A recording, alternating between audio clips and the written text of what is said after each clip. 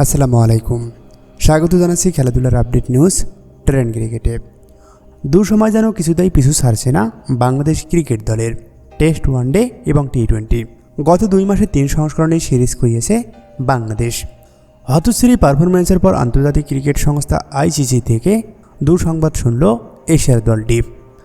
শারজায় অনুষ্ঠিত সিরিজ নির্ধারণী তৃতীয় ওয়ানডেতে বাংলাদেশকে 10 বল হাতে রেখেই 5 উইকেটে হারিয়েছে আফগানিস্তান।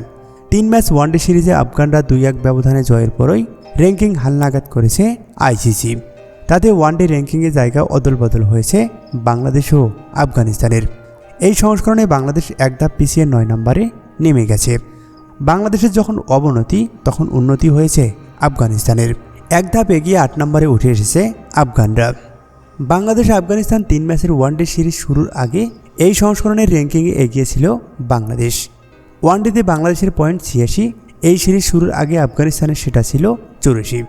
বর্তমানে আফগানিস্তানের পয়েন্ট 85, বাংলাদেশের 85 পয়েন্ট। কিন্তু ভগ্নাংশের ব্যবধানে বাংলাদেশ পিছিয়ে পড়ায় আফগানিস্তানের নিচে এখন বাংলাদেশ।